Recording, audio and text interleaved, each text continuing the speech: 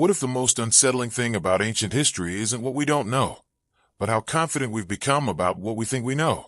Because beneath every museum label and neatly printed timeline, there's a quiet, uncomfortable possibility that the past we see is only the part that survived by accident, and that most of human history didn't disappear because it was simple or insignificant, but because it was fragile, temporary, and made of materials that time is exceptionally good at erasing. And when you really sit with that idea, it creates a subtle kind of unease, because it suggests the story of humanity may not be missing a few footnotes or forgotten details, but entire chapters that never had a chance to endure. And if that's true, then the orderly progression we're taught, from crude beginnings to growing sophistication, may not reflect how people actually lived and thought, but rather what happened to last long enough to be found, because decay is not selective or fair. It is relentless and ordinary. Wood rots, fibers disintegrate, hides collapse, pigments fade, and voices disappear, following biological rules that make organic creativity almost impossible to preserve across deep time. So when archaeologists dig into the ground, they are not uncovering a balanced record of the past. They are uncovering the exceptions, the things that escaped rot because of unusual chemistry, rare environments, or sudden disasters. And this alone should make us pause, because it means our picture of ancient intelligence and culture is shaped less by what people made, and more by what nature allowed to survive. And once you recognize that, a simple but unsettling question emerges. If we judge early humans almost entirely through stone and bone, what are we missing from the vast portion of their world that was built from wood, plant fiber, skin, sound, and ritual? All the things that vanish without leaving a trace, because stone tools survive and wooden monuments don't, and that imbalance quietly defines entire eras, even the term Stone Age itself, which already assumes that the most durable material was the most important one, when in reality stone may have been the fallback, not the centerpiece of daily life or spiritual expression. And this is where the discomfort really sets in, because it implies that the timeline feels clean and linear, not because the past was simple, but because complexity didn't preserve well. And that realization doesn't accuse anyone or overturn archaeology. It simply exposes a limitation built into the evidence itself, a structural bias that favors what resists decay, and ignores what was meant to be temporary, lived with, and replaced. And this matters, because absence of evidence is not evidence of absence when the evidence was never designed to last. And history, in that sense, is not a complete archive but a partial reconstruction, closer to a crime scene after 10,000 years of weather,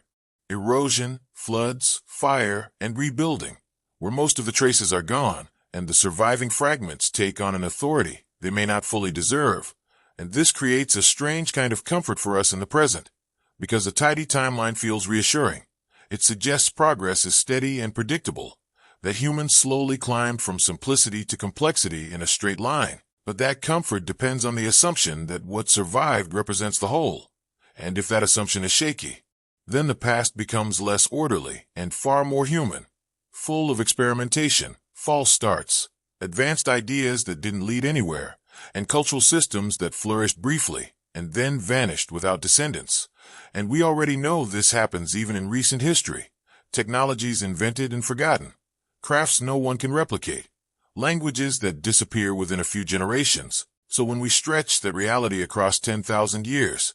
the scale of what may be missing becomes hard to ignore. And this is why certain ancient discoveries feel so unsettling, not because they prove anything extraordinary, but because they function like stress tests for the timeline itself, revealing how thin the surviving record really is, and how much of our certainty rests on chance. Because when something survives that shouldn't, something too old, too deliberate, or too complex for its expected place in history, it doesn't rewrite the past. It simply exposes the assumptions we built around everything else that didn't survive. And this video explores 5 such discoveries, not as evidence of hidden agendas or secret histories, but as physical objects that complicate the story in quiet, uncomfortable ways. And before we go further, it's important to say clearly that this is an exploration of historical debates and unanswered questions, not a claim of absolute truth, because the goal here is not to replace one rigid narrative with another, but to understand the limits of what we can know, and what those limits reveal. And if that sounds unsettling, That's because it is meant to be. Because the first discovery we'll look at does not come from a great city, a desert monument, or an empire carved in stone. It comes from a place where decay should have erased everything, from waterlogged, acidic earth where wood is supposed to vanish completely. And yet somehow, in that unlikely environment, time hesitated, and that hesitation preserved a single object long enough to force historians to ask an uncomfortable question about how much of the human past may have disappeared simply because it was made of the wrong material. And as we move into that story, keep this in mind. The ground beneath us is not empty. It is layered with things that once mattered deeply to people who never imagined they would be forgotten. And every so often, chemistry, chance, and timing align just long enough to let one of those stories surface again, quietly challenging what we thought we understood. If the first discomfort comes from realizing how much history disappears, the second comes from encountering something that stubbornly refuses to disappear. Because the story we're about to step into begins in a place where survival should have been impossible, a place designed by nature to erase organic matter quickly and completely, and that's what makes it so unsettling. Because this isn't a tale of stone or metal or fired clay, it's a story about wood, the most temporary of materials, surviving longer than almost any human creation has a right to. And to understand why this matters, we need to slow down and think about decay itself, because decay isn't random, it follows rules. When a tree falls in a forest, fungi and bacteria begin breaking it down almost immediately, insects tunnel through it, moisture seeps in, oxygen feeds microbial life, and in most environments, even the largest tree trunk becomes soil within decades, sometimes much less, which is why archaeologists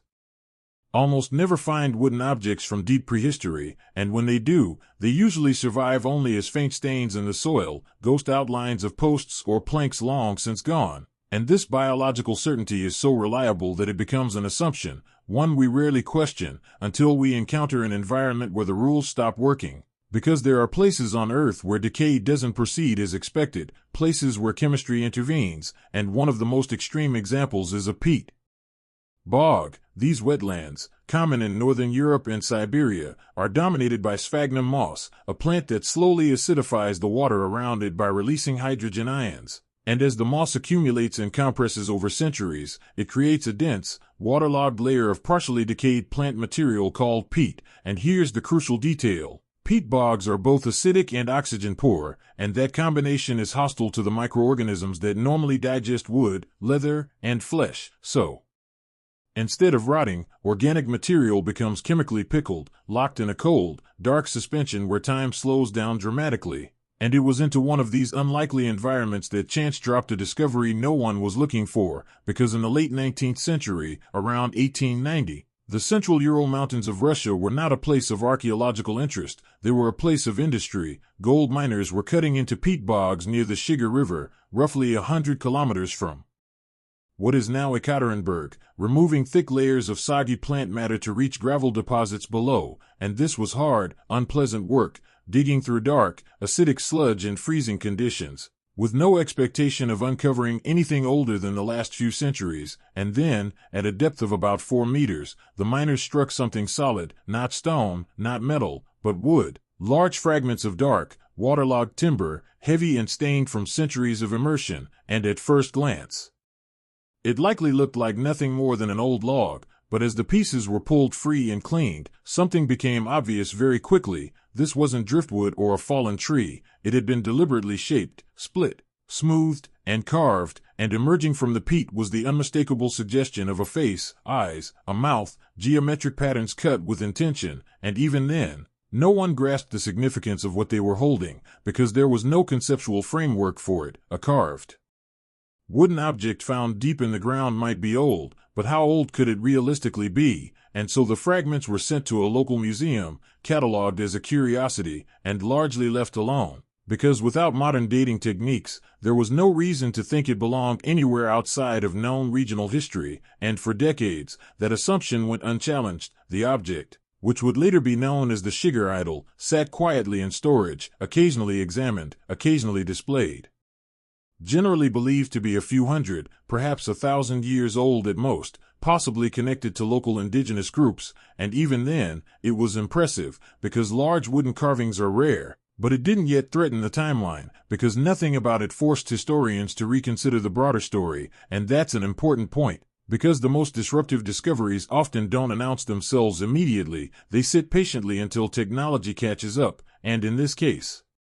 the turning point didn't come until the late 20th century, when radiocarbon dating became precise enough to tackle questions that had once been unanswerable, and in 1997, researchers decided to finally test the age of the wood itself, and this is where the story takes a turn that still makes historians uneasy, because radiocarbon dating works by measuring the decay of carbon-14, an unstable isotope absorbed by living organisms. When a tree is cut down, it stops absorbing carbon-14, and the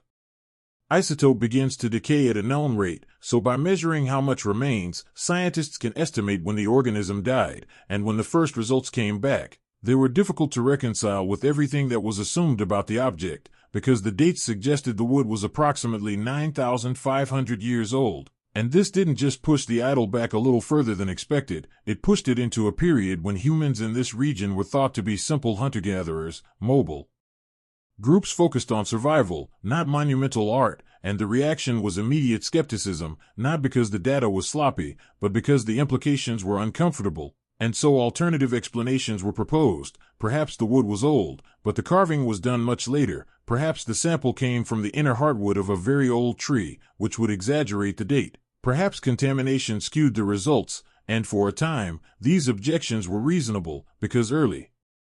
radiocarbon dating did have limitations, and so the mystery lingered, unresolved, suspended between a surprising measurement and an understandable reluctance to accept it. And then, 2 decades later, in 2018, a joint team of German and Russian scientists decided to revisit the idol using a far more precise method known as accelerator mass spectrometry, or AMS, which doesn't rely on measuring radiation, but counts individual carbon atoms directly, allowing for much smaller samples and greater accuracy. And this time, the researchers were meticulous. They took samples from the outermost growth rings of the wood, the layers that would have been alive right up until the tree was cut down, eliminating the hardwood objection entirely. And when those results came back, there was no ambiguity left to hide behind, because the Shigar idol was not 9,500 years old. It was approximately 12,100 years old, carved near the end of the last ice age, and when you pause on that number, it's hard not to feel the ground shift slightly beneath your assumptions, because this wooden sculpture predates the Great Pyramid of Giza by more than twice its age. It is thousands of years older than Stonehenge, older than agriculture in the region, older than writing, the wheel, or metallurgy, and when the pyramids were being built in Egypt, this idol was already ancient, older to them than the pyramids are to us today. And that alone forces a recalibration, not because it proves ancient people were secretly advanced, but because it reveals how narrow our expectations have been, and this is where the real tension emerges. Because the idol didn't survive due to human intention, it survived due to chemistry. Had it fallen a few meters away from that specific peat bog, it would have rotted into nothing thousands of years ago, and we would never know it existed. And that realization quietly echoes back to the question we started with: how much else like this once existed and vanished without a trace? And as researchers began examining the idol more closely, they found evidence of careful craftsmanship, tool marks from polished stone adzes, fine incisions likely made with chisels, even deep grooves that appear to have been carved using the lower jaws of beavers, their incisors repurposed as cutting tools. A level of ingenuity that speaks to deep familiarity with materials and methods, and the sheer scale of the original object adds another layer of complexity. Because when it was first reconstructed in the early 20th century, the idol stood over 5 meters tall, roughly the height of a 2-story building, though parts were later lost, likely during periods of upheaval, and it's difficult to dismiss the effort required to fell a 159-year-old larch tree, process it with stone tools, and carve it into a towering figure without some degree of planning, social coordination, and cultural motivation. And this doesn't mean these people lived like later civilizations. It doesn't mean cities or hierarchies in the modern sense, but it does suggest stability, shared meaning, and time not entirely consumed by survival. And that's where part 2 leaves us, standing at the edge of a frozen bog, looking at a piece of wood that should not exist, knowing that its survival was a statistical miracle, and realizing that its age doesn't answer our questions so much as multiply them, because if a single wooden monument can survive 12,000 years by chance alone, then what else once stood, watched, and mattered deeply to people we've almost completely forgotten? And if that thought feels unsettling, it should, because the age of the idol is only the beginning of its mystery, and the real questions are carved not in its survival, but into its surface, in the faces and patterns that still haven't given up what they were meant to say. If the age of the Shigar idol unsettles our assumptions about when monumental art appeared, its surface unsettles something even deeper, because once the shock of survival fades and you begin to look closely at what was carved, a quieter and more disorienting question emerges: not how old is this, but what kind of thinking does this represent? Because this is not a rough or incidental carving, it is a deliberate, structured, symbol-heavy object that appears to have been designed to communicate something beyond its physical form, and that realization changes how the idol should be understood, because it is not simply a statue, it is a composition, and the most immediate feature, the one that commands attention almost instinctively, is the face at the top, an elongated oval with deep-set eyes and an open mouth, a face that does not comfort or soften, but stares outward with a fixed, intentional intensity, and faces are never neutral in human culture. We are neurologically wired to respond to them, to search for agency, threat, recognition, or meaning, so the decision to place a face at the highest point of a towering wooden monument suggests hierarchy from the beginning, something elevated, something watching, something meant to oversee. But as researchers examined the idol more closely using modern imaging techniques, they noticed something even more unsettling. This was not a single face. Hidden within the geometric patterns along the length of the figure were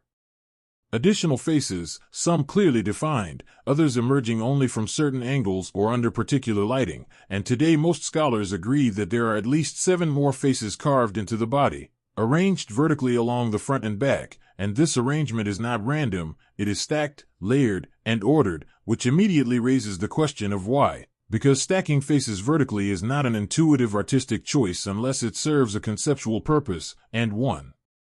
interpretation that has gained cautious support is that the idol represents a vertical model of the universe, a cosmology carved into wood, with different layers of existence represented along a single axis, an idea that appears repeatedly in later indigenous belief systems across Eurasia. And what is striking here is not that this worldview exists, but how early it appears in physical form, because this carving predates agriculture, permanent settlements, and written language, and yet it encodes an abstract, layered understanding of reality that we often associate with much later religious traditions, and the faces are only part of that message, because the entire surface of the idol is covered in geometric patterns, zigzags, straight lines, chevrons, and cross-hatching, motifs that might appear decorative at first glance. But decoration is rarely meaningless in early symbolic cultures, especially in societies where knowledge is transmitted orally and visually rather than through text, and ethnographic comparisons suggest that such patterns functioned as a symbolic language, where zigzags might represent water, danger, serpents, or journeys, straight lines could mark boundaries or paths, and intersecting forms might signify transitions between realms. And what makes the Shigar idol particularly compelling is not any single symbol, but the deliberate sequencing of them, because they are arranged in bands and repetitions that imply structure rather than improvisation, leading some researchers to suggest that the idol may function as a narrative surface, something meant to be read from top to bottom, not literally as writing, but conceptually, like a visual myth or worldview encoded in form. And if that interpretation holds even partially, then this object was designed to transmit ideas across time, not merely to exist in the moment. Which raises another difficult question: who was meant to read it? Because this was not a small, portable object. It was originally over 5 meters tall, a dominant vertical presence in a forested landscape, and scale matters, because large objects require collective effort, shared intention, and a reason to invest time and energy into something that does not directly produce food or shelter. And this is where the idea of the idol as a social anchor begins to emerge. Because in a mobile or semi-mobile hunter-gatherer society, people do not live clustered in cities, they need focal points, places where groups gather seasonally, where stories are reinforced, identities affirmed, and obligations remembered, and a towering wooden figure carved with faces and symbols could serve as exactly that, a marker of shared cosmology, territory, ancestry, or moral order, something that told people who they were and how they related to forces beyond their control. And the expression carved into the faces supports this interpretation, because these are not individualized portraits, they are archetypal. Stripped of personal detail, more watcher than person, which aligns with later shamanistic traditions in Siberia and northern Eurasia, where spirits are not gentle guides but powerful, often dangerous entities that must be respected, appeased, and negotiated with, and the open mouth of the top face has been interpreted in several ways, as singing, breathing, calling, or even warning, and while none of these interpretations can be proven, they all point toward the same underlying idea, that this figure was imagined as active, not passive, as participating in the world rather than merely representing it, and evidence suggests that the idol stood upright for decades before falling into the bog, meaning generations lived with it, grew up in its presence, told stories about it, and internalized what it represented. And this leads to a comparison that many researchers approach carefully but find difficult to ignore, the resemblance between the Shigar idol and later totemic traditions found in forested regions of the world, particularly the totem poles of the Pacific Northwest. Because while separated by vast distances and thousands of years, both traditions rely on vertically stacked figures and symbolic carving to encode lineage, myth, and worldview into wood. And this does not imply direct connection, but it does suggest that when humans live in dense forests and rely heavily on wood, certain symbolic solutions emerge independently, as if the medium itself encourages a particular way of organizing meaning, and this leads to an even more unsettling realization that the Shigar idol may not be unique in concept, only unique in survival, that what we are seeing is likely a rare survivor from a broader tradition of wooden monuments that once filled the Mesolithic world. Monuments that left no trace because they decayed completely, and this idea circles back to the preservation bias we discussed earlier, because if wood was the primary medium of monumental expression for thousands of years, then the archaeological record is not just incomplete, it is skewed toward the wrong materials, shaping how we define sophistication itself, and the Shigar idol quietly resists that definition because it demonstrates abstract thinking, symbolic compression, and large-scale planning without agriculture, metallurgy, or urbanization, and that does not mean these people were on a hidden path to civilization as we define it. It simply means that human cognition was already capable of organizing the world symbolically long before the economic systems we usually associate with complexity. And perhaps the most haunting aspect of the idol is not what we can interpret, but what we cannot, because without the cultural key, the symbols remain partially sealed. We can identify patterns and hierarchies, but we cannot recover the stories themselves, and that makes the idol feel less like an artifact and more like a message written in a language no one speaks anymore, a reminder that meaning does not fossilize as easily as form. And as we step away from the forests of the Urals carrying the image of a wooden figure layered with faces and symbols older than agriculture itself, we are left with a lingering unease. Because if people 12,000 years ago were already encoding complex ideas into monumental forms, then the line between prehistoric and civilized becomes harder to draw, and that realization prepares us for the next discovery, one where symbolism, technology, and belief collide in a way that is even more difficult to explain, because unlike the Shigar idol, which survived by accident, the next figures were deliberately engineered through chemistry and fire, and then carefully hidden beneath the floors of human homes, waiting to be found. For if the Shigar idol unsettles us because it survived by chance, the next discovery is disturbing for the opposite reason, because these figures did not endure accidentally. They were deliberately created through effort, planning, and an extraordinary commitment of resources, and that alone changes the tone of the mystery, because it forces us to confront a different question. Not what slipped through the cracks of preservation, but what a society was willing to sacrifice in order to bring something into existence, and the story begins in a place that today feels unremarkable, on the outskirts of modern Amman, Jordan, where dry hills meet a narrow river valley. But nearly 9,000 years ago this landscape supported one of the largest and most ambitious human settlements of its time, a place known as Ain Ghazal, and to understand why what was found there is so unsettling, we need to place ourselves at a turning point in human history, because Ain Ghazal flourished during the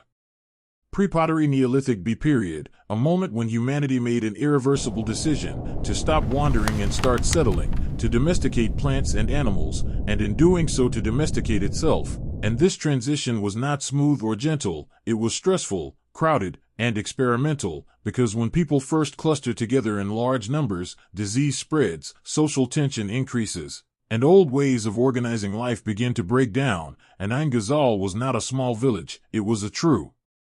Neolithic megasite, home to perhaps 2,000 to 3,000 people, a scale of population almost unheard of at the time, and maintaining that many lives in one place required new forms of cooperation, authority, and shared belief. And it is in this context that the discovery in 1983 becomes deeply unsettling, because when bulldozers began cutting a path for a new highway through the site, they exposed a pit filled with what appeared at first to be human limbs, and construction halted as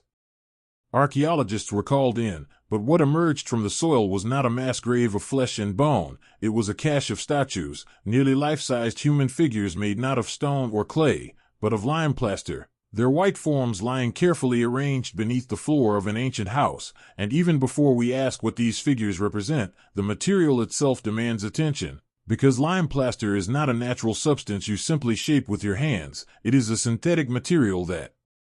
requires a complex chemical process known as the lime cycle, and this process begins by quarrying limestone, crushing it, and then heating it in a kiln to temperatures approaching 900 degrees Celsius, a level of heat that is difficult to achieve even with modern tools. And in the Neolithic world the only available fuel was wood, which means vast quantities of trees had to be cut, dried, and burned simply to maintain the fire. And once the limestone was calcined into quicklime, it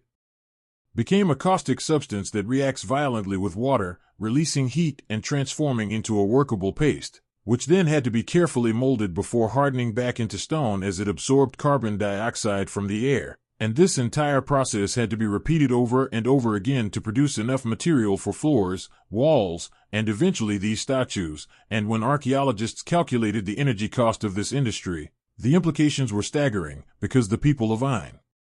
Ghazal were operating lime kilns on an industrial scale, deforesting the surrounding landscape to fuel their fires. And some environmental archaeologists now argue that this intense demand for wood may have contributed directly to the site's eventual decline, turning the creation of these statues into a story not just of belief, but of ecological cost. And the statues themselves deepen the unease, because they were not crudely made or casually assembled. They were engineered, built around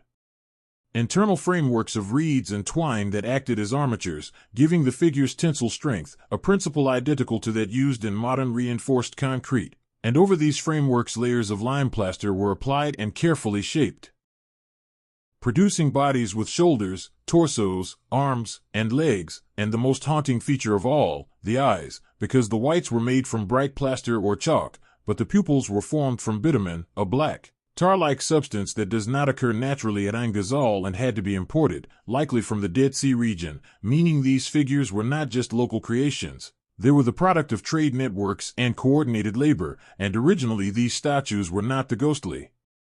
white forms we see today. They were painted. Traces of red ochre remain on some surfaces, suggesting clothing, markings, or ritual paint, and standing upright in their original context, they would have been startlingly vivid, white bodies, dark eyes, and red accents glowing in the dim interiors of mud brick houses. And there were two main types of figures, full standing statues and busts, some of the busts bearing two heads emerging from a single torso, a form that immediately resists easy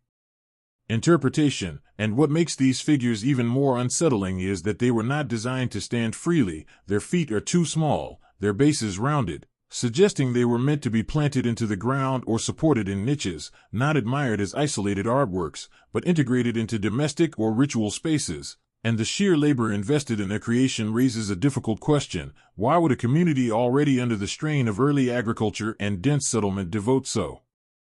much time and energy to producing objects that consumed enormous resources and provided no obvious practical benefit? And one answer lies in the social pressure of early urban life. Because when thousands of people understand for the first time what it means to live permanently beside one another, new systems are needed to hold society together. And some researchers argue that the production of these statues functioned as a form of social glue, the communal effort required to quarry stone,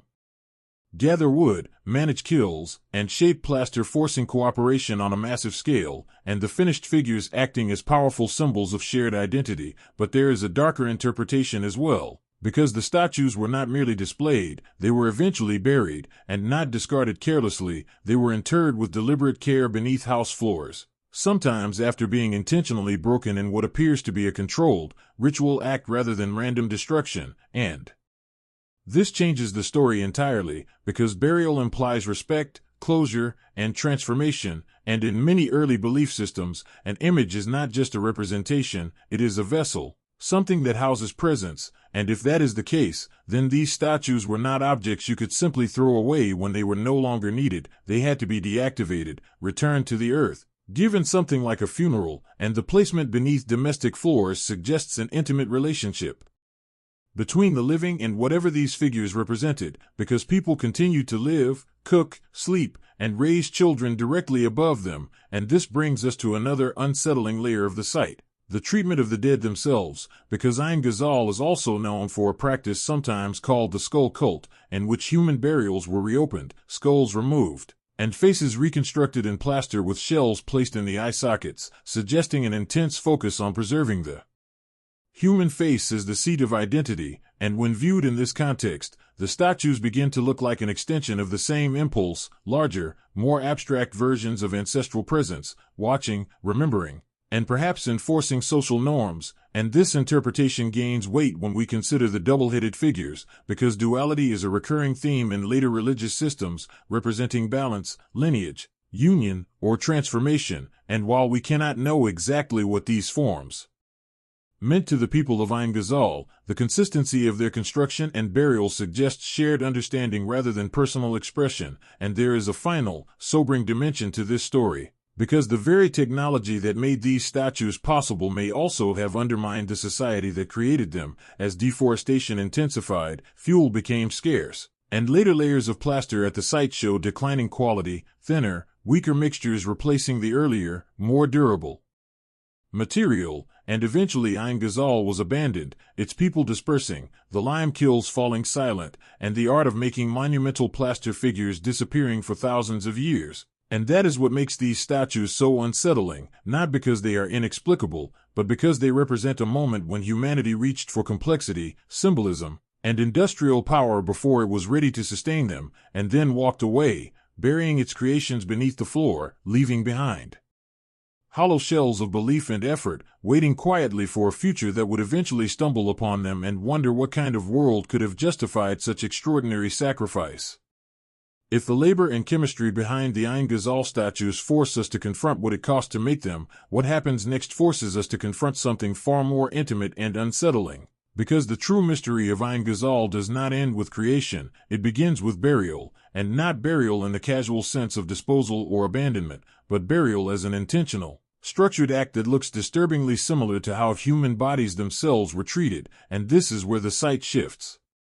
from technological marvel to psychological puzzle, because when archaeologists documented how the statues were placed beneath the floors of houses, they noticed patterns that are difficult to dismiss as coincidence. The figures were laid carefully, often aligned in consistent orientations, sometimes grouped, sometimes isolated, but almost never treated as refuse, and in several cases, statues appear to have been deliberately broken before burial, not smashed violently, but fractured in a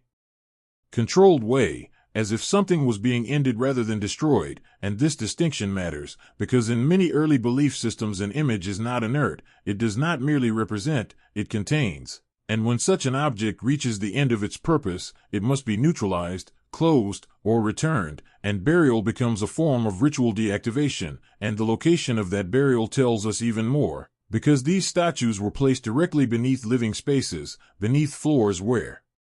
people cooked, slept, argued, and raised children, meaning that daily life unfolded literally on top of whatever these figures embodied. And that creates a psychological environment that is difficult for modern viewers to fully imagine, because privacy, in the way we understand it, barely existed in early settled communities. And at Ain Ghazal, even the boundary between the living and the symbolic dead appears to have been intentionally blurred, and this interpretation gains strength when we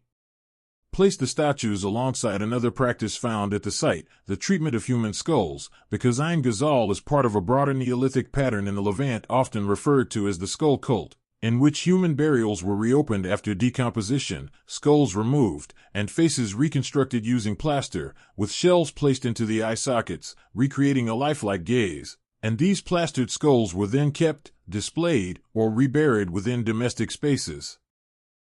suggesting that the face was seen as the core of identity, memory, and presence, and once that context is established, the statues begin to look less like abstract art and more like scaled-up extensions of the same logic, because they too emphasize the face, especially the eyes, wide, dark, and unblinking. And the use of bitumen for the pupils is particularly striking, because bitumen is not only visually intense, it is chemically persistent, sticky, and difficult to remove, and its importation from distant sources suggests intentionality rather than convenience, as if giving these figures sight was non-negotiable, and sight, in many belief systems, is not passive observation but judgment, awareness, and vigilance, which leads to a deeply unsettling possibility that these figures functioned as watchers, not merely ancestors remembered fondly, but presences that observed behavior, reinforced norms, and exerted social pressure, and in a dense Neolithic settlement where cooperation was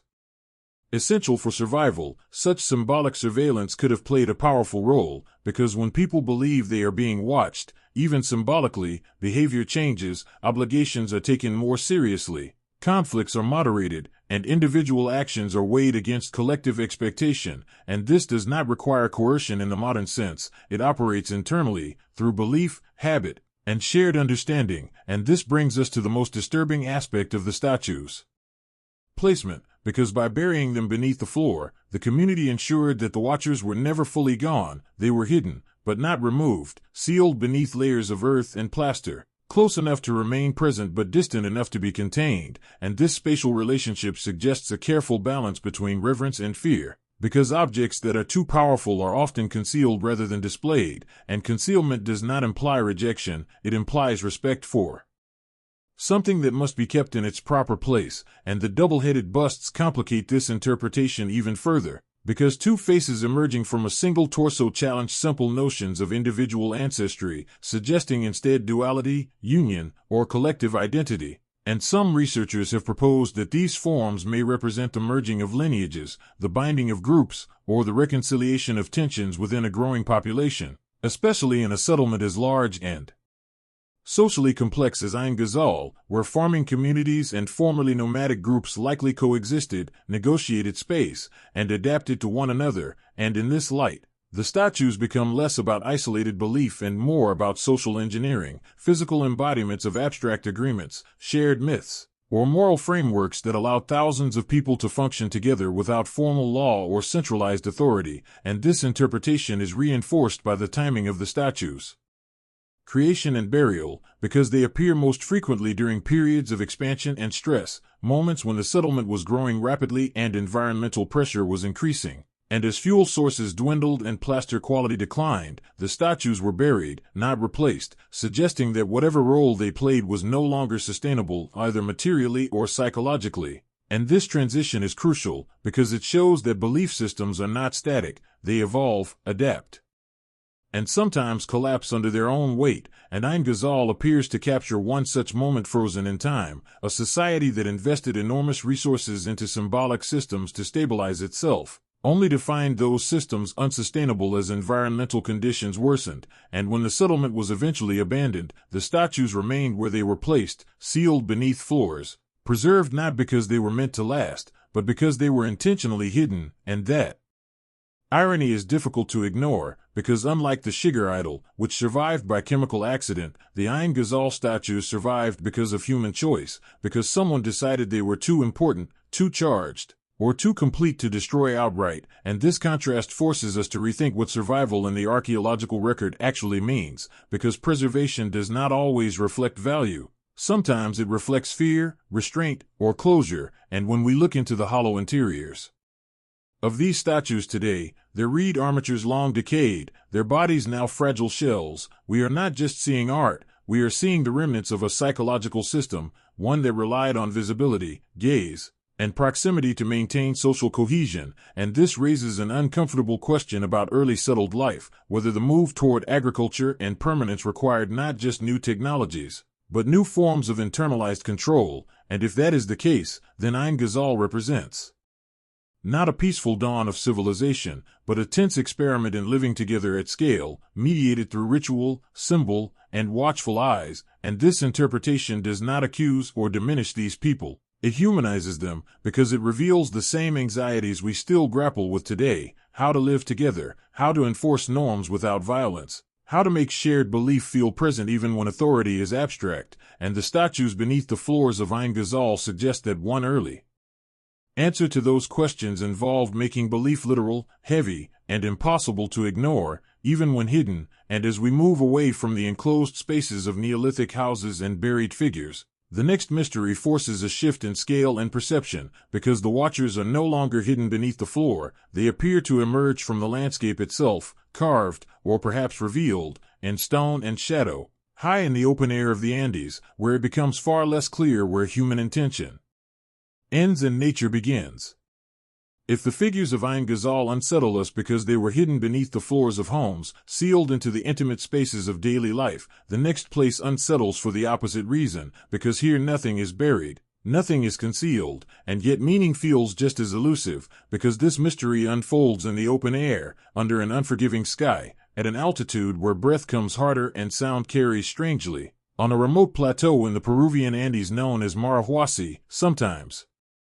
called Marcahuasi, a landscape that feels less like a ruin and more like a confrontation between geology and perception, because scattered across this high, windswept expanse are massive stone formations that appear, from certain angles, to look unmistakably like faces, animals, and figures, and the discomfort begins almost immediately, because the question is not simply considered academic, it is visceral. Are we looking at rock shaped by millions of years of erosion, or at a landscape that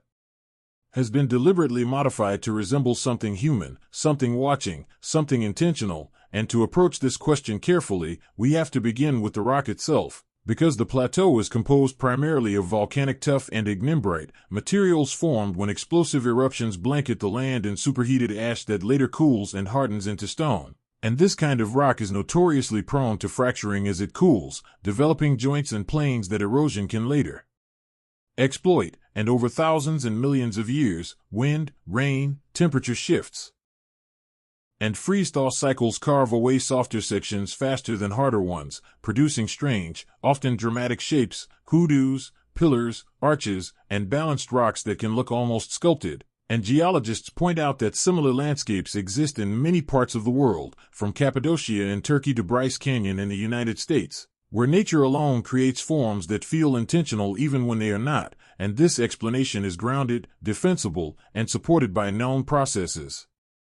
But at Marahuasi, something complicates that comfort, because the density of recognizable forms is unusually high. Faces appear stacked near one another, profiles emerge with brows, noses, lips, and chins aligned in ways that feel uncomfortably precise, and the most famous of these formations, often called the Monument to Humanity, reveals different faces depending on the angle of view and the movement of the sun, and this is where the debate becomes more subtle, because critics argue that this is a textbook case of pareidolia, the human tendency to see familiar patterns, especially faces, and random stimuli, a psychological phenomenon that explains everything from animals and clouds to the face on the moon, and from this perspective, Marahuasi becomes a kind of perceptual trap, a place where the brain imposes meaning on chaos, and that explanation has weight, because the faces often dissolve when lighting changes or when the observer moves only a short distance, but the counterargument does not require rejecting geology or psychology, it simply asks a different question: what if ancient people recognized these naturally suggestive forms and chose to enhance them, not carving entire statues from scratch, but subtly modifying what was already there, deepening a groove, sharpening a ridge, exaggerating a profile, a practice that is well documented in Andean archaeology, where natural rock formations were often considered sacred and minimally altered to emphasize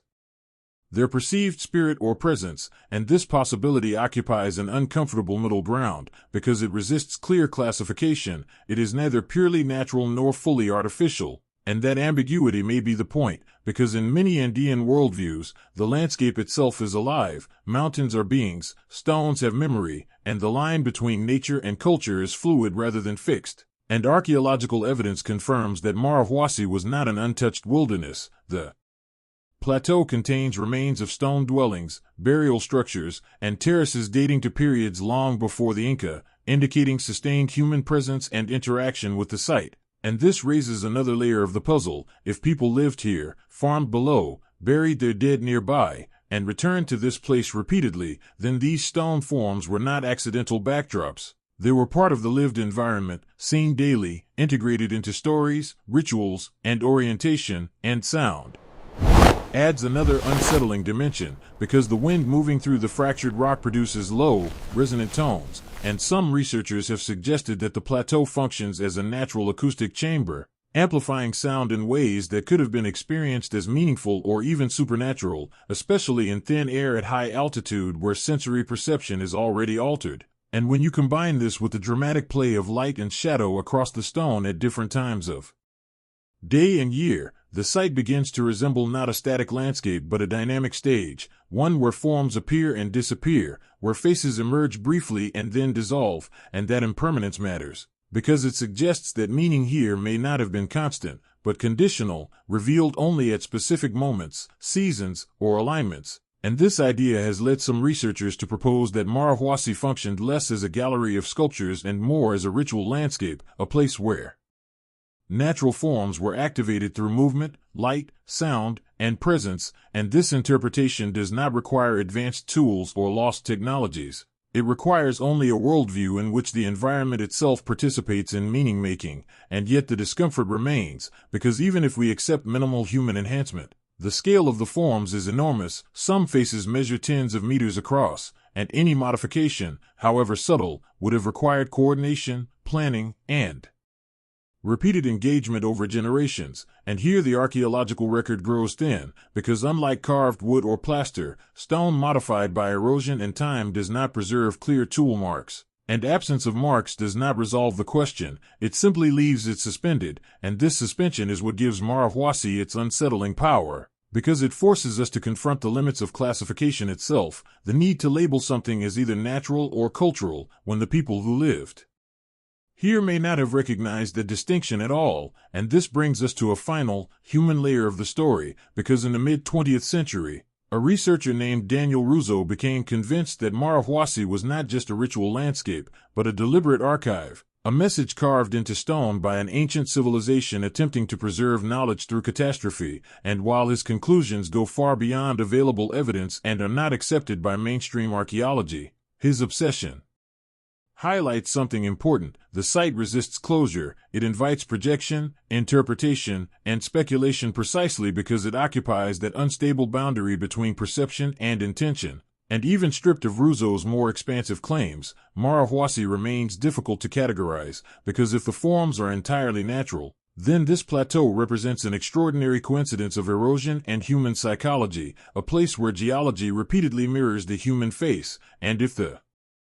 forms were even partially enhanced, then they represent a monumental, long-term engagement with landscape that leaves almost no conventional archaeological trace, and either way, the result is the same. The site challenges how we decide what counts as evidence, because here the question is not what survives, but how we see, and as we leave the thin air and stone faces of the Andes, the next mystery brings us back down to earth in a very different way, because it is not about perception or symbolism, but about absence, about thousands of people who should have left records, graves, and ruins, and yet seem to have vanished almost completely, swallowed not by erosion, but by history itself. If the ambiguity of Mara Huasi unsettles us because it blurs the line between nature and intention, the next mystery unsettles for a far colder reason. Because here there is no ambiguity about human presence at all, only an absence so complete that it feels administrative rather than natural, and that absence belongs to one of the most organized, bureaucratic, and record-obsessed systems the ancient world ever produced, the Roman Empire, which makes the disappearance of the Ninth Legion not just puzzling, but deeply uncomfortable, because Rome was not casual about its soldiers. A legion was not simply a fighting force, it was a mobile city of roughly 5,000 trained infantrymen, supported by cavalry, engineers, medics, administrators, servants, and an enormous logistical network, and every aspect of its existence was documented, pay was recorded, supplies were counted, movements were logged, and victories were celebrated in inscriptions and monuments. So when a legion disappears from the historical record, it creates a problem that cannot be explained away easily, because this is not the kind of system where thousands of people simply vanish unnoticed. And the Ninth Legion, known as Legio IX Hispana, was no minor unit. It had a long and distinguished history, raised in the late Roman Republic, campaigning with Julius Caesar, earning its title through hard fighting in Spain, and by the 1st century AD it was stationed in Britain, forming part of Rome's effort to hold and pacify a province that was proving far more resistant than expected, and for decades the Ninth operated from its fortress at Eboracum, modern York, acting as Rome's northern fist, suppressing rebellions and securing territory at the edge of the empire. And then, sometime in the early 2nd century AD, the paperwork stops. Inscriptions that once referenced the legion cease, building projects no longer bear its stamp, and by the time the historian Tacitus is writing, the Ninth is simply gone, and this silence is the core of the mystery, because Roman historians did not shy away from recording disaster. Rome famously documented catastrophic defeats like the Battle of the Teutoburg Forest, where 3 legions were annihilated, and the loss haunted Roman memory for generations. So if the Ninth Legion had been massacred in Britain, it would have been a military disaster on a similar scale, and yet there is no contemporary account describing such an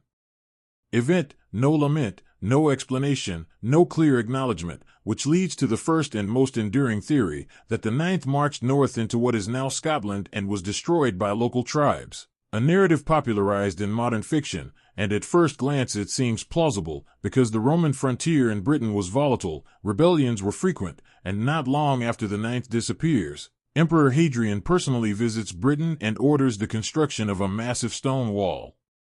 across the island, a project so costly and symbolic that it suggests serious trouble on the northern frontier, but plausibility is not proof. And when archaeologists went looking for physical evidence of such a catastrophe, mass graves, destroyed forts, layers of ash, the results were inconclusive. Signs of conflict exist, but none can be definitively tied to the annihilation of a full legion. And then the mystery deepened further, because evidence began to emerge far from Britain, in the Netherlands, at the Roman site of Nijmegen, where archaeologists uncovered tiles stamped with the mark of the Ninth Legion, and crucially, the stratigraphy suggests these tiles date to after the period when the legion was supposedly destroyed in Britain, which forces a re-evaluation, because if the Ninth was active on the European continent after its disappearance from British records, then it cannot have been wiped out in a single northern campaign, and this leads to a more bureaucratic, less dramatic possibility that the legion was transferred, redeployed as Rome shifted its military priorities, because the early 2nd century was a period of intense strain for the empire, with major conflicts erupting in the east, including the Bar Kokhba revolt in Judea, a brutal war that consumed enormous manpower. And it is entirely plausible that the Ninth was withdrawn from Britain and sent to fight elsewhere, where it may have been worn down gradually by combat, disease, and attrition, eventually being disbanded or absorbed into other units, a fate that would not necessarily merit dramatic historical treatment. And yet even this explanation leaves discomfort behind, because Roman administrative records typically note such changes. Legions were proud institutions, their names and honors carried forward, and the complete disappearance of the Ninth's identity remains difficult to explain, which brings us to another, more unsettling possibility: disgrace, because in Roman military culture, failure was not always commemorated. Legions that mutinied, deserted, or performed dishonorably could be punished severely, even erased symbolically through a process known as damnatio memoriae, the condemnation of memory. And while direct evidence for such a punishment against the Ninth does not exist, the silence itself invites the question: was the legion's end considered too embarrassing, too complex, or too politically inconvenient to record clearly? And this question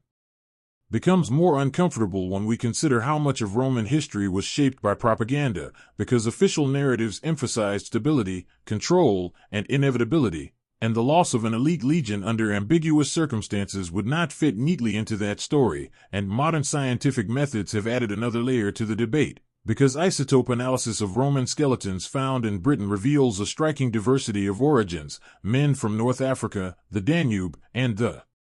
Mediterranean dying far from home, which reminds us that legions were not static ethnic units but shifting assemblies of individuals. And if the Ninth was gradually broken up, reassigned, and diluted across multiple fronts, its disappearance may have felt less like a single event and more like a slow administrative fading, and that possibility is perhaps the most unsettling of all, because it strips the mystery of drama and replaces it with indifference, thousands of lives not lost in a single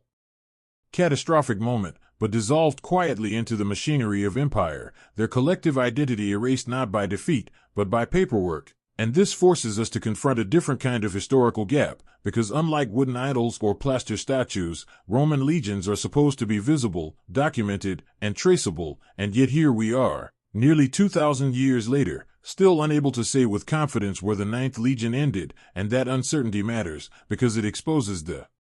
limits of even the best historical records, reminding us that documentation itself is selective, shaped by political priorities, narrative convenience, and the human tendency to smooth over complexity, and the disappearance of the Ninth Legion becomes less a mystery about a single military unit and more a lesson about how power remembers itself, because history often preserves victories clearly and failures ambiguously, and what is left unsaid can be as revealing as what is recorded, and as we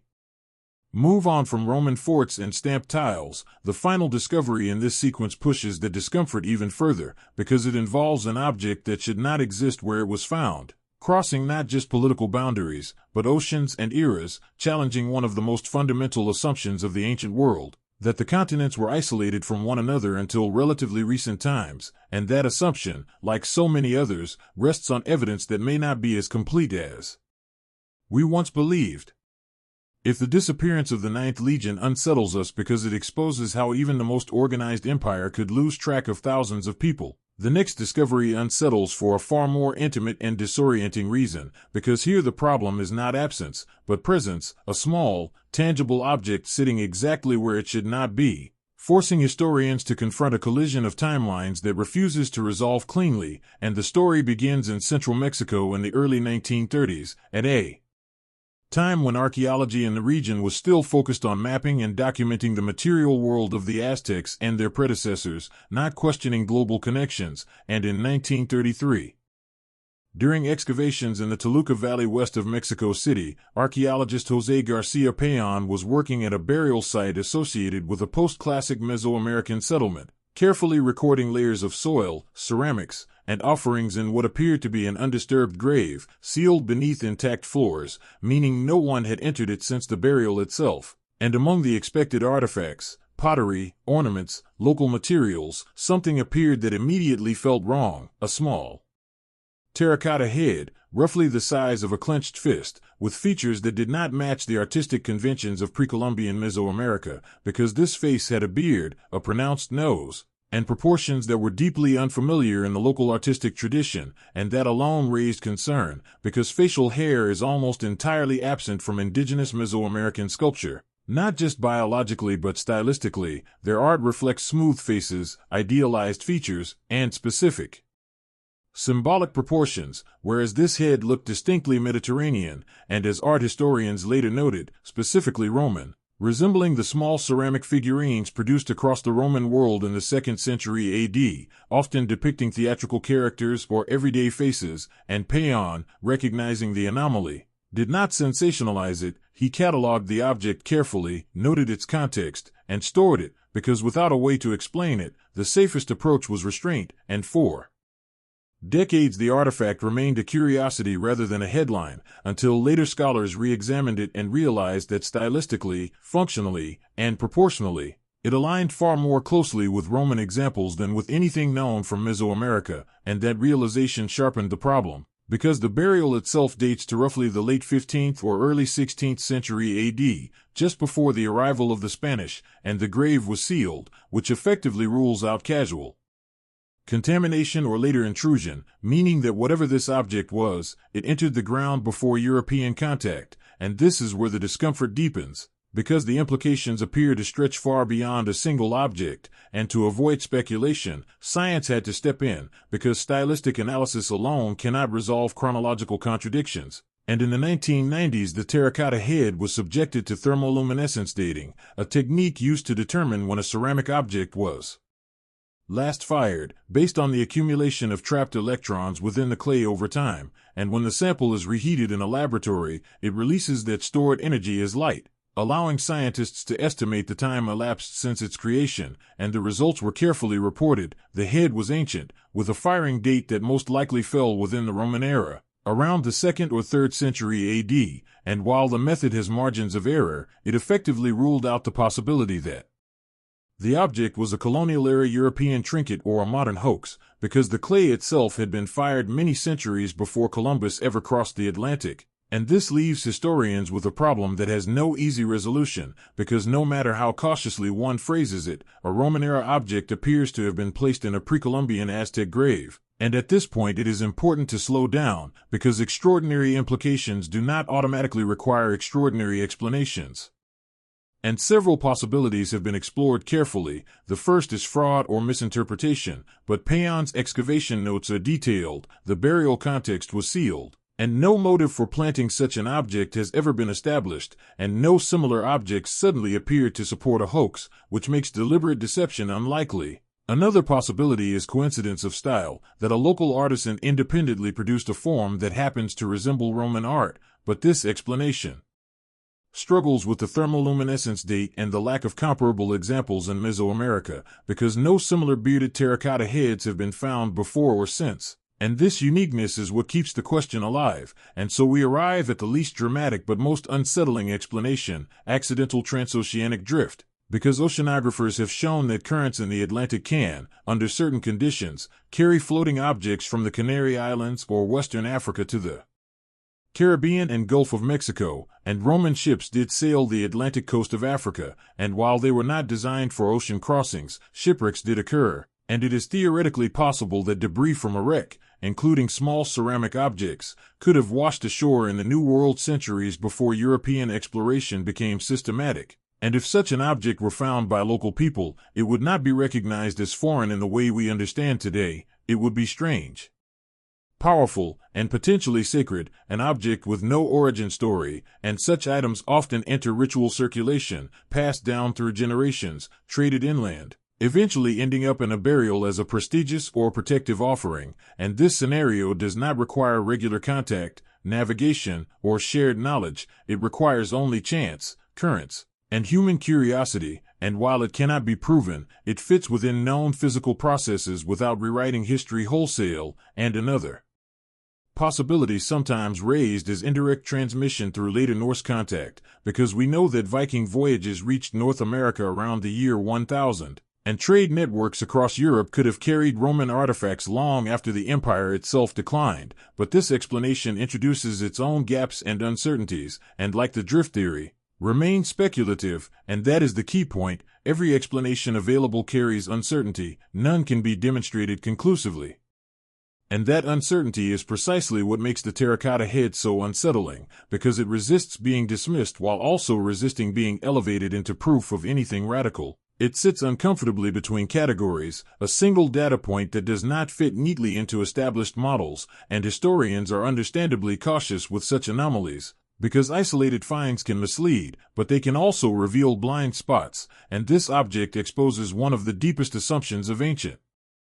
history, that oceans functioned as absolute barriers rather than porous boundaries. And while there is no definitive evidence that the Roman world knew of the Americas, there is increasing recognition that ancient maritime movement was more complex, more experimental, and occasionally more accidental than tidy narratives suggest. And the terracotta head forces us to consider that history is not only shaped by intention and exploration, but by drift, loss, and chance encounters that leave almost no trace. And perhaps the most unsettling aspect of this discovery is its silence, because the head does not explain itself. It carries no inscription, no context beyond its material and its placement, and we are left projecting explanations onto it from a distance of centuries, aware that whatever path it took across time and space is almost certainly gone forever. And in that sense, the object functions less as evidence of contact and more as a reminder of fragility, that a single artifact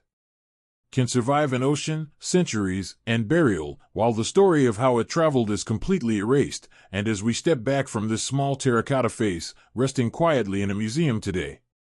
we are reminded that the past does not always contradict us loudly. Sometimes it whispers, offering just enough resistance to certainty to remind us that our timelines are models, not maps, and that human history, like the oceans that carried this object, has always been more fluid, more connected, and more unpredictable than we like to admit.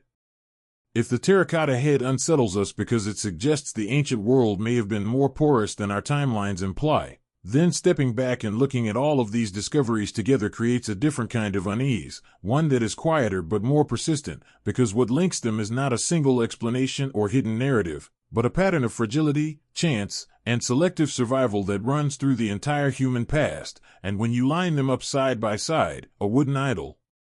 preserved by acidic water, plaster figures buried beneath domestic floors, faces that may or may not emerge from stone depending on light and perception, a Roman legion dissolved into silence, and a small ceramic head crossing time without leaving a trace of its journey, what becomes clear is not that history is wrong, but that it is incomplete in ways that are difficult to quantify. Because each of these cases exposes a different weakness in how the past reaches us, the sugar idol shows us how dependent our understanding is on chemistry and accident, because if that one tree had fallen a few meters away, an entire tradition of symbolic wood carving might be completely invisible to us today. Ein Ghazal reveals how belief systems and technologies can rise to extraordinary levels of sophistication and then collapse, leaving behind objects that feel out of place only because the social worlds that made sense of them no longer exist. Marahwasi forces us to confront the limits of classification itself, reminding us that ancient people did not always separate nature from culture the way we do, and that meaning can reside in perception as much as in modification. The Ninth Legion demonstrates that even in a world of paperwork, power, and record-keeping, human lives can vanish into administrative silence, not because they were insignificant, but because their end did not fit a convenient story, and the terracotta head underscores how movement, drift, and chance can carry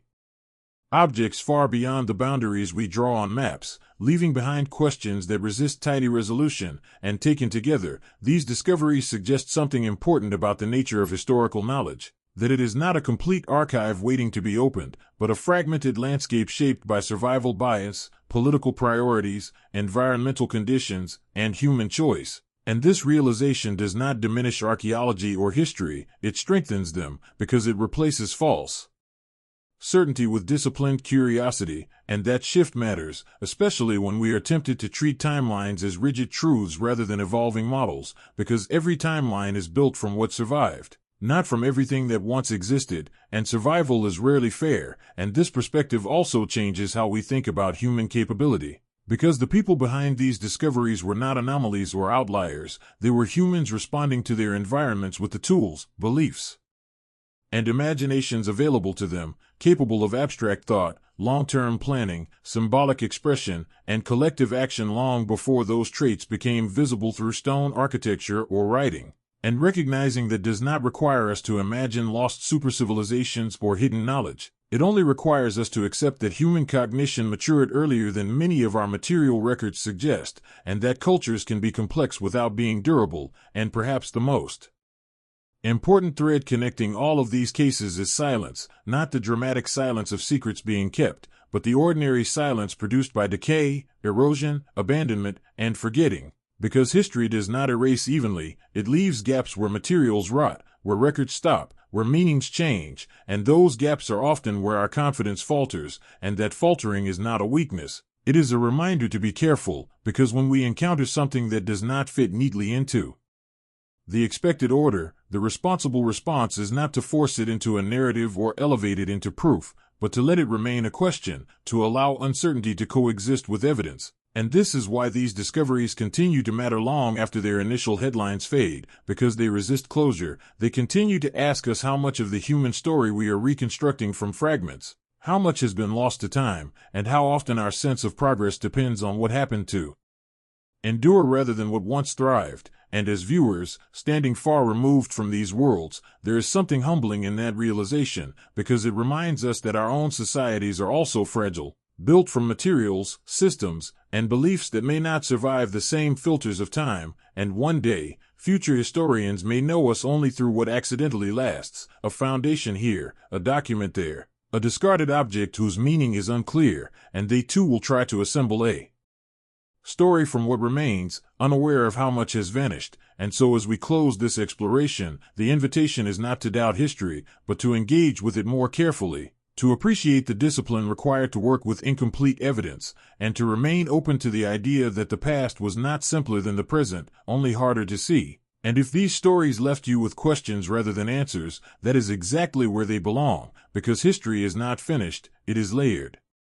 Beneath our feet, shaped by chance, memory, and loss, and every so often, something surfaces just long enough to remind us that the timeline we rely on is not a final verdict, but a working map. One that will continue to change as new fragments emerge, and before we step away, take a moment to reflect on which of these discoveries unsettled you the most and why, and if you'd like, share where you're watching from and what time it is there, because these stories span continents and millennia. But they are ultimately about a shared human past, one that continues to reveal itself slowly, imperfectly, and sometimes uncomfortably, long after the people who lived it have faded from view. If there is a final discomfort running beneath all of these stories, it is not tied to any single object or disappearance, but to what they collectively force us to acknowledge about how fragile meaning really is across time, because when we strip away the shock of age, distance, and anomaly, what remains is a quieter realization that the past we think we know is not a continuous narrative but a patchwork assembled from what happened to endure, and endurance is rarely connected to importance.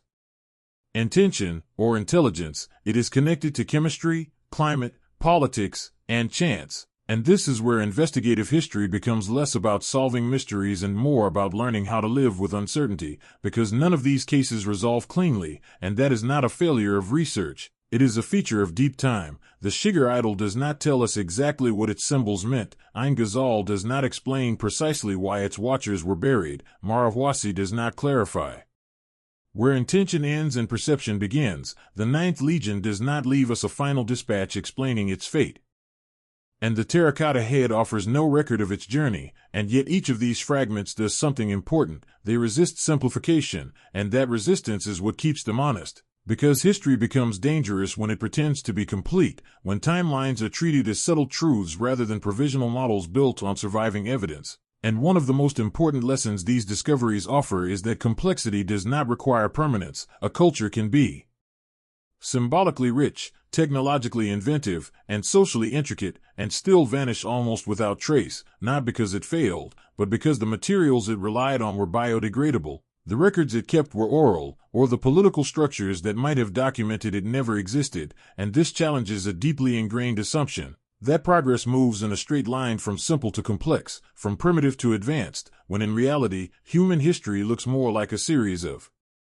experiments, some flourishing briefly, some collapsing, some leaving behind monuments, others leaving behind nothing at all, and that reframing matters, especially when we encounter objects that feel out of place, because the temptation is always to force them into existing categories or to elevate them into evidence of something extraordinary, when the more responsible response is to recognize them as stress tests, moments where our models are pushed to their limits, revealing where they are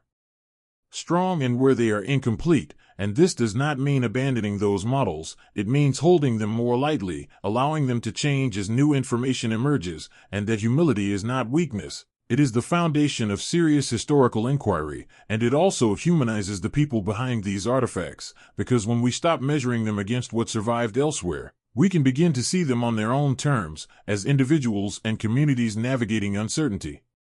Environmental change, social tension, and existential questions using the tools available to them, carving wood because stone was scarce, engineering plaster because permanence felt necessary, reading meaning into mountains because the landscape itself felt alive, organizing legions because control required structure, or valuing a strange foreign object because it carried mystery and power, and in that sense, these stories are not about defying timelines, they are about revealing how those timelines are constructed, filtered, and sometimes distorted by survival bias, and once you see that, it becomes difficult to unsee, because it applies not only to ancient history, but to everything we think we know about the past, including our own, and there is something quietly unsettling in recognizing that future historians may misunderstand us in similar ways, reconstructing our world from plastics, concrete, and data fragments, while the most meaningful parts of our lives, conversations, emotions, relationships, vanish without trace, and that perspective brings us back to the role of investigative history itself, which is not to close cases prematurely or to chase definitive answers where none exist, but to map uncertainty carefully, to distinguish between what we know, what we infer, and what remains unresolved, and to resist the urge to turn every gap into a story, because sometimes the gap is the story, and perhaps that is why these discoveries continue to resonate. Especially with those who have lived long enough to see how quickly certainty erodes, because they remind us that memory is selective, records are incomplete, and meaning is often reconstructed after the fact. And yet despite that, there is continuity, not in artifacts or institutions, but in human curiosity, the same impulse that led someone 12,000 years ago to carve symbols into a tree, or 9,000 years ago to give plaster figures eyes, is the impulse that drives us to keep asking questions today, even when answers remain elusive, and that continuity is quiet but profound, because it suggests that while cultures fade and materials decay, the human need to make sense of the world persists, adapting to new contexts, new tools, and new uncertainties, and as we step back from these rare discoveries and the questions they raise, it is worth sitting with the discomfort they leave behind, not rushing to resolve it, because that discomfort is not a flaw in history, it is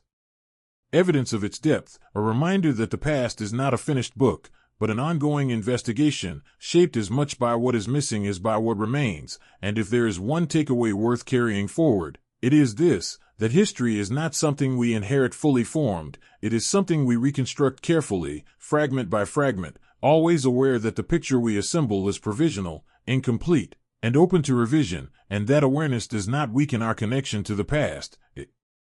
strengthens it, because it invites us to engage with it thoughtfully, patiently, and with the humility that deep time demands.